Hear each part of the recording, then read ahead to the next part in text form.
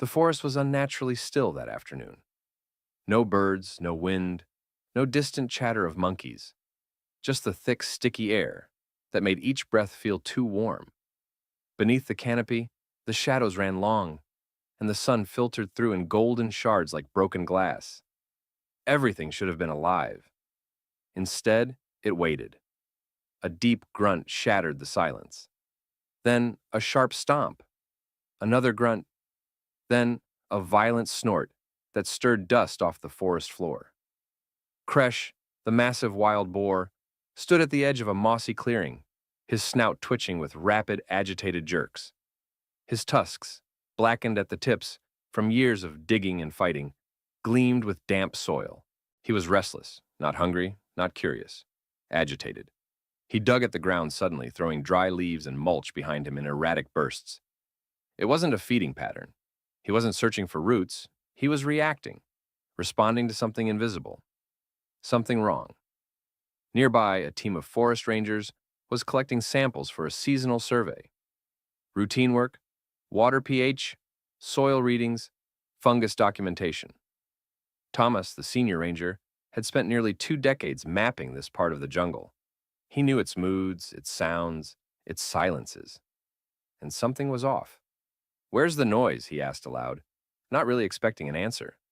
His colleague Marin looked up from her tablet. "Too quiet?" she asked. "No, too dead." Then came the scent. Not strong, just a whiff. Acrid, artificial. Not fire, but something that wanted to become fire. Marin blinked, turned her head. "Do you smell?" Before she could finish, the ground beneath them gave a soft pop, barely audible but impossible to mistake. Thomas's eyes widened. He stepped away from a low depression in the earth, where dry grass curved unnaturally downward. "Back up," he said quickly. "Now!" Kresh snorted again, louder, then squealed sharply, rearing onto his front legs and slamming them down.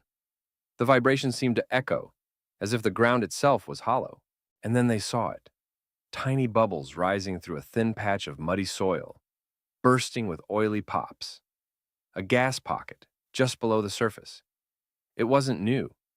It had been building for weeks, maybe longer. Deep underground, layers of trapped methane had crept upward through fractured roots and dead wood. The dry season made it worse. The forest floor had turned brittle, layered with dry leaves and peat, just waiting for a spark. Kresh didn't stop. His hooves struck the soil again. The gas escaped with each stomp, swirling invisibly in the low sunlight. Thomas grabbed Marin's arm. "Get away from the clearing. Go now. If he hits rock, if a spark..." Another stomp. A flash of light burst from beneath the leaves. Just a flicker, but enough. The gas kissed it. A flame curled upward in a slow spiral, orange and ghostly. It hovered, then snapped into a sudden bloom. Not an explosion, yet, but a warning shot. Kresh bolted into the underbrush with a scream-like squeal. The flame began chasing the air itself, feeding on whatever gas remained above ground. The rangers ran. Behind them, the first patch of dry moss ignited. The forest had spoken, and the boar had understood before anyone else. Smoke moved like water through the trees, low, sinuous, and quiet. It didn't billow upward like a traditional fire. It slid, hugging the floor, curling around trunks, slipping into roots. A slow, creeping omen. And the trees, tall and ancient, stood motionless, as though trying not to breathe it in. Thomas and Marin had reached higher ground, a moss-covered ledge surrounded by massive strangler figs. From there, they could see the clearing where Kresh had first stomped, now smeared with ash and blackened roots. Small flickers still danced along the perimeter, snapping like sparks from dry wire. But it wasn't just what they could see. It was what they couldn't. Marin crouched, hand on the dirt, fingers trembling slightly. "It's not spreading like a normal forest fire," she murmured. "It's moving under the surface." Thomas nodded grimly. "Because it's not just wood burning. It's gas. Methane. How much is under there?" He didn't answer right away. Instead, he stared at the fractured clearing, thinking about the old geological reports. This area had once been a swamp, long before the topography shifted and the jungle swallowed it whole. Organic matter had been trapped, layered, buried, compressed over centuries, and now something had disturbed it. "I don't know how much," he finally said, "but if what ignited was a surface leak..." Marin's eyes widened. There could be entire pockets still below. Thomas stood, scanning the forest canopy. The boar, Kresh, had vanished into it. No trail, no footprints, just the echo of his hooves in Thomas's memory. That sound, the sharp rhythm of agitation, had triggered everything. If the rangers hadn't paid attention, hadn't recognized the signs, they'd be scorched earth now. He turned toward Marin. "We need to send a message to base. Get satellite imaging, thermal maps, and we evacuate anyone within 5 kilometers.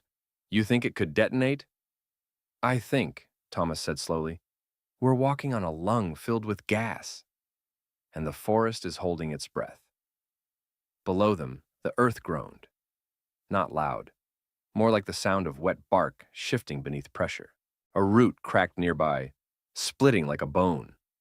Marin stood abruptly, scanning the foliage. "We're not alone." At first, Thomas thought she meant an animal, maybe the boar again, circling back, warning them. But then he saw it too. A shimmer, faint but real, where the heat distorted the air between 2 trees. Something was venting nearby, and fast. They descended quickly, weaving through vines and brambles. As they passed a dry creek bed, Thomas felt a sudden gust of heat rise from a fissure in the ground. He dropped to one knee and placed his palm above it, not touching, just testing. The air shimmered visibly, and it reeked. "Another vent," he said. "It's closer to the surface now." Marin looked up the ridge, and the wind's picking up. The flames hadn't spread far yet, but the gas, invisible and hungry, was moving, searching. "Where's that damn boar?" she whispered suddenly, almost out of nowhere. Thomas blinked. "What?" She looked around, uneasy. He knew. He knew before the earth cracked. He felt it. They stood still for a moment, listening. And somewhere, deep in the foliage, a single echo answered them. One short, sharp snort, followed by 2 heavy stomps. Distant, but unmistakable. Thomas narrowed his eyes. "He's still warning us." Marin's voice dropped to a whisper. "Then we'd better listen." With every step, the ground beneath Thomas and Marin's boots seemed to pulse slightly. Not sink like mud, but respond. It was breathing. Not in the way living things do, but with the slow, unsettling rhythm of pressure building and trying to escape. They moved cautiously through a dense corridor of tangled undergrowth. Smoke trailed through the treetops above them, thin and gray, carried by a crosswind that had started only minutes earlier. Below, the forest remained relatively unburned, for now, but the tension was mounting in every branch, every exposed root. Even the insects were quiet. Thomas crouched beside a shallow hollow, layered with moss and dead leaves. He ran his hand just above the surface and flinched. Warm. Too warm. Marin tapped on her handheld meter, a lightweight sensor designed to read air quality and trace gases. The numbers were jumping, the CO2 levels erratic. But what caught her attention was the methane. Spiking. "It's everywhere," she said. "The leak isn't localized. This whole section of the forest is sitting on gas." They both looked toward the horizon, where the treetops quivered. A warm updraft passed by, and with it came the faintest crackle, the sound of dry brush igniting somewhere not far enough away. Then came the unmistakable snort. It was closer this time. Kresh stood just beyond the next ridge, partially hidden in thick vines, staring at them with unblinking eyes. His hide was matted with soot, his tusks streaked with black dirt. He stomped once, waited, stomped again, each motion deliberate, and then he backed up. "Follow him," Thomas said immediately. Marin hesitated only for a second before they both moved after the boar, ducking through branches and over twisted roots. Kresh wasn't running. He was leading, maintaining just enough distance to keep them moving, but not so far they'd lose him. After several minutes, they emerged onto a rocky slope, jagged and raw, the kind that hadn't seen sunlight in decades until now. A fissure split the stone like a wound, wide enough to fall into, but shallow enough to see the glistening shimmer within. Gas. Wet methane seeped from the rock, like sweat from skin. Tiny bubbles formed along its edge, where groundwater mixed with the gas, and burst, one by one, in the heat. This was no longer just a forest fire risk. It was a subterranean ignition zone. Maren exhaled. If this catches, it won't be a fire, Thomas said darkly. It'll be a detonation. They both turned to Kresh. The boar stood at the edge of the slope, not panicked, but alert, as if waiting for them to understand. Then he looked up. They followed his gaze and saw it. Just ahead, about 30 meters beyond the fissure, was a small ranger outpost, one of the older wooden supply huts used for weather gear and maps. Inside that hut was a portable generator, and it was running. Maren paled. That engine! If it misfires, if the exhaust sparks. They both sprinted. Kresh vanished into the brush again, satisfied they were moving. The forest behind them wasn't roaring, not yet. But it was alive now, moving under the leaves, under the stones. The gas was waking, stretching upward toward the surface. One spark. That's all it would take. They ran like the trees behind them were on fire, because they might be any second now. Thomas pushed ahead, branches whipping across his face, while Maren stumbled once, caught herself, and surged forward again. The undergrowth grew thicker as they neared the outpost, the trail once maintained now half choked by vines and debris. But through it all, the low hum of the generator grew louder, steadier, like a countdown ticking in the heart of the forest. The outpost came into view suddenly, a weather-worn structure elevated slightly on stilts, paint peeling. The ranger emblem faded to a ghost of itself. It had stood there for decades, quietly supporting survey teams and satellite equipment. And now, it sat on a ticking bomb. Maren reached the stairs first and bounded up two at a time, boots thudding on rotted wood. She threw open the door with a creak that felt far too loud, as if the forest itself was listening. Inside, the air was suffocating, thick with humidity and something metallic, chemical. Thomas stormed in after her and immediately pointed to the corner. There. The portable generator sat against the far wall, its casing dusty, humming with stubborn life. A battered red light blinked faintly beside the exhaust port. The system was old, combustion-based, internal ignition, the kind that, if running too lean, could throw a spark. We have to shut it down now. Maren dropped to her knees, yanked open the fuel line, and flicked off the main switch. The machine groaned once, a mechanical cough, then rattled to silence. The lights inside the outpost flickered and died. Thomas exhaled. That was too close. Outside, the forest remained eerily quiet, but they could feel the pressure shifting in the air, the way everything felt too warm, too still, like the world was waiting. Any spark from that engine, Maren started, would have lit the whole clearing, Thomas finished, and the gas would have carried the flame straight through the vent lines. They stepped outside together, boots hitting the porch with careful weight. The smell was stronger now, not smoke, not fire, but raw gas. A deep earth stink, sharp and organic. Kresh stood just beyond the trees again watching. He was still leading them, still warning them. Thomas looked at him with narrowed eyes. He knew this outpost was dangerous. Maren nodded. He brought us here. They didn't speak for a moment. Then, Thomas pulled his radio from his belt, tapping through static until a faint voice broke through. He pressed the button hard. This is Ranger Thomas Mejia. Emergency situation. We have confirmed underground methane venting across grid sector E9. Potential ignition sites present. Evacuate all teams within a 10-kilometer radius. I repeat, this is a fire hazard and potential underground detonation event. Full retreat.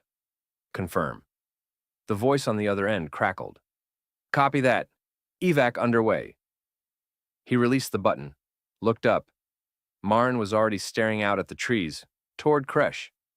The boar gave one final stomp, then turned and vanished into the brush. Gone again. But not running. Just watching from where he needed to be. The jungle shifted as if relieved. The wind returned, faint but real. A pair of birds lifted from the canopy, the first in hours. The forest was holding for now. But the danger wasn't over. The gas hadn't stopped rising. And Kresh wasn't finished yet. The sun began to drop, but the heat did not. In fact, it deepened, thickened. As twilight crept into the jungle, the golden hues turned metallic, casting everything in a harsh, copper glare. The trees no longer provided shelter.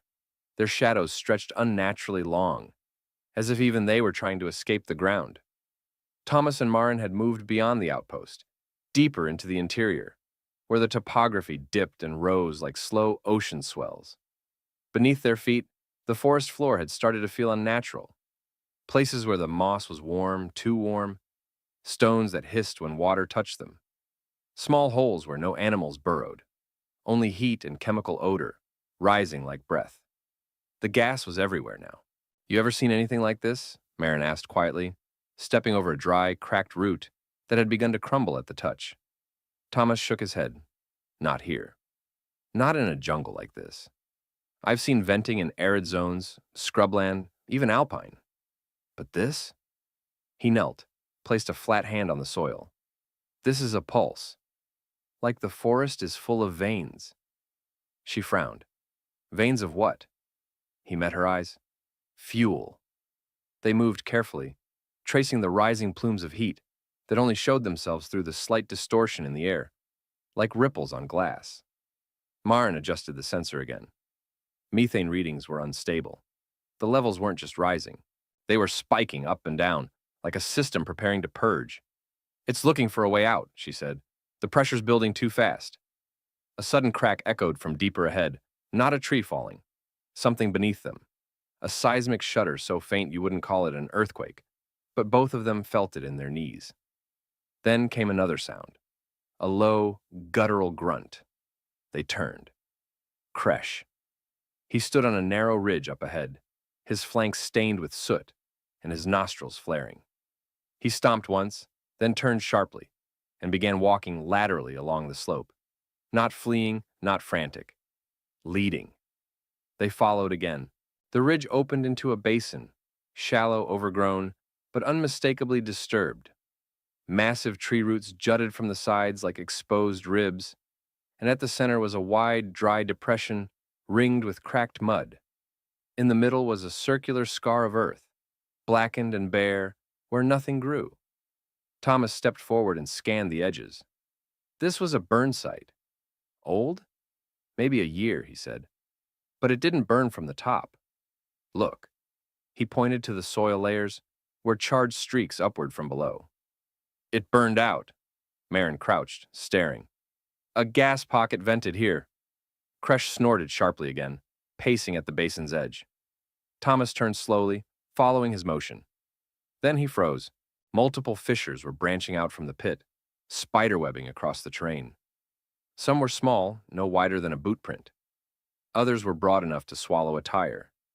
They didn't go deep, not visibly, but they all bled the same faint shimmer of rising gas. And worse, some of them were smoldering. No flames, just embers. Flickering dots of heat, like the forest had begun to light tiny candles underground.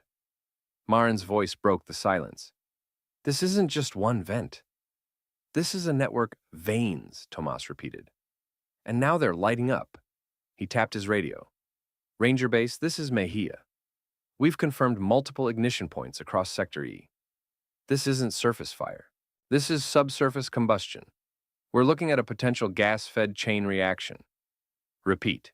Underground ignition risk, active crackling." Then, "Copy that. Should we alert surrounding sectors?" Thomas didn't hesitate. "All of them." He looked back at Kresh. The boar stood motionless now, eyes locked on something in the far distance. Something beyond the trees, where the sky began to darken. Then, just as the first ember in the nearest fissure flared slightly brighter, Kresh turned and started running. Not away. Towards something. Kresh vanished into the trees with startling speed for a creature so massive, his legs carved through the underbrush with the fluid power of something driven by ancient instinct. Not fear, not panic, but purpose. Thomas and Marin exchanged a glance, then followed without speaking. By now, they'd learned better than to question the boar's direction. He wasn't fleeing the fire. He was hunting the source. Branches whipped at their faces as they chased him, the jungle growing darker as the last light of day was swallowed by smoke and cloud. A pale orange haze had begun to build on the horizon. At first, it was just color, light caught in mist. But soon it moved. Not fast, not wild, but alive. Marin looked back as they ran, then froze in her tracks. "Thomas," she said breathlessly. "Look." He turned and saw it. Down the ridge, maybe 200 meters from where they stood, a line of flame was moving across the forest floor, but not along the treetops or through fallen branches. Beneath, it moved like a fuse, tracing a path through the soil, lighting up wherever the gas found room to breathe. A running flame. It weaved through the fissures and low points like fire following its own map. Occasionally, it would vanish beneath a hillock, only to erupt again ahead, as though skipping time and space. And the sound wasn't a roar, but a soft, steady hiss, like pressure releasing from a broken pipe. Everywhere, all at once. Kresh let out a sharp grunt from higher ground. He was circling something large. As Thomas and Marin reached him, they understood why. Ahead lay an old well, half collapsed, covered in vines, but unmistakably man-made. It had once been sealed, but the cap had rusted, its bolts sheared away by time and weather. A low humming noise vibrated from it. Not mechanical, geologic. Marin's sensor began to shriek. "Methane off the charts," she whispered. Thomas approached the well carefully, holding his breath. He knelt, peering into the darkness, and caught the shimmer again, unmistakable now, like heat rising from oil. The well wasn't dry. It was full of gas. And worse, it was leaking. "Decades," he murmured. "This thing must have been building up for decades." Marin circled the rim. "You think this is the origin?" "It's the lung," Thomas said. "Everything we've seen, the vents, the fissures, the bursts. This is the heart." The pressure point. Marin looked back toward the moving flame below. It had split now. 2, 3 paths, diverging and converging, finding fuel in the veins they couldn't even see. And it was heading straight for them. Kresh let out a savage snort and stomped the ground again. "We need to collapse it," Thomas said suddenly. "We can't just seal it. The gas will find another exit." "With what?" Marin asked. "We don't have charges." "No, but we have gravity." He pointed to the slope above the well, a massive boulder perched at the edge of a worn rock ledge. Old roots wrapped around it, holding it in place just barely. But the dirt below had loosened. The fire, the shaking, it was all destabilizing it already. "We guide it," he said. They worked fast, fingers bloodied from pulling vines and packing stones. Each tug loosened more earth. The boar didn't move, just stood nearby, snorting occasionally, almost as if supervising. Below them, the fire gained ground, the soft hissing louder now. Then, a pop. The edge of the well spit out a thin tongue of flame. Too close. Thomas grunted, yanked one last root, and the boulder shifted. It rolled slowly at first, grinding like the deep groan of thunder, then picked up speed. It hit the ledge, bounced once, and slammed directly into the mouth of the well with a crack that echoed through the trees like a cannon shot. The impact collapsed the entrance entirely. Dust and ash exploded upward, followed by a gust of hot gas. The ground shook hard. Birds took flight from every tree. A moment of silence. Then, the flames approaching below flickered, dimmed, and began to die. The pressure had been broken. The fire had lost its path. Thomas sank to his knees. Marin wiped soot from her eyes and laughed softly in disbelief. And Kresh, standing on a rock just above them, gave one final stomp, then turned, satisfied, and disappeared into the smoke-tinted jungle. Morning came slowly, painted in ash and gold. Sunlight filtered through a jungle still cloaked in haze. The aftermath of near disaster hanging like a heavy curtain. But the air had changed, cooler now, clearer, as if the forest itself had exhaled a breath it didn't know it was holding. Thomas stood at the edge of the collapsed well, staring at the mound of stone and soot where the boulder had sealed the underground lung. Around him, the soil was scorched, but not destroyed. The trees still stood. The birds had returned. And Kresh was gone. No footprints, no trail. Just the faint memory of a hulking shape in the mist, vanishing as quietly as it had arrived.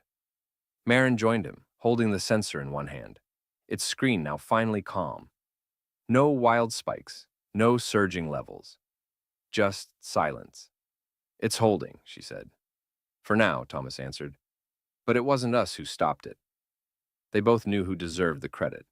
The boar had seen it coming, had felt it, long before instruments could register the threat, long before humans had any reason to be afraid. Kresh had stomped, snorted, charged, and waited. Not out of madness, but out of warning, out of instinct refined by generations of survival. And somehow, it had worked. Word of the event spread quickly through ranger stations, scientific networks, and environmental agencies. The underground methane pocket was recorded as one of the most volatile ever documented in a rainforest environment. Photos of the flaming fissures and the dramatic collapse were published worldwide. Experts debated the geological timeline. Emergency protocols were updated. But what stuck, what no one could fully explain, was the boar. Some thought it coincidence. Others, a myth in the making.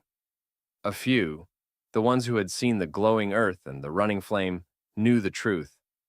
Thomas didn't bother writing it in the report. Not all facts fit inside a form.